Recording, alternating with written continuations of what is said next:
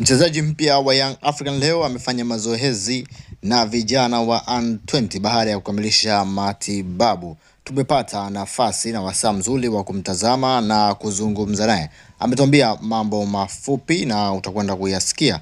Lakini wewe shabiki wa Young African, utatuambia jina lako na unatokea wapi. Lakini pia usisahau kusubscribe kwa sababu hii ni club kubwa hapa Tanzania na si mwingine tena ni Young African ambaye yeye kwa ratiba anasema amebakiza michezo miwili na hatuchezi. Imeendelea kuwa msemo ambao wanapita nao wana Young Africa. Lakini tumeweza sasa kuzungumza vema na Ben Kouyate.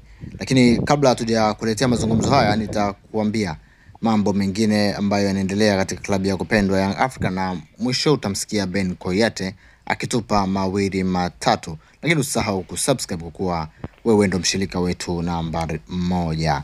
Sasa Young Africans wamemsajili Ben Kouyate kutokea katika klabu ya Stade Abidjan ambaye ni umri wa miaka 22. Anacheza eneo la namba 6, ni kiungo mkabaji, anakuja kuchukua nafasi ya kwake Khalid Aucho ambaye si kwamba anaondoka katika klabu ya Yanga, lakini wanafanya replacement mapema. Lakini pia walifanya mazoezi katika beach na mambo yalikuwa hivi. Anawaongoza vijana wadogo wa Young African ambao wanajinoa ili kupata uzoefu. Ben Kouyate ni mchezaji mwenye experience kubwa na amecheza ligi ya Ivory Coast na kuibuka kuwa mchezaji mzuri sana ambaye anategemewa katika klabu hiyo. Lakini pia meneja habari na mawasiliano wa klabu ya Young African alitutonya kwamba Ben Kouyate wao walianza naye mazungumzo muda mrefu, lakini Stade Abidjan sasa wameona ni vema wauzie Young African kwa kuwa hawako tayari kumpoteza mchezaji huyu kwa sababu msimu wake ulikuwa si msimu wa mwisho, lakini amebakiza miezi 6 katika mkataba wake. Kwa hiyo dirisha dogo huenda angeondoka bure.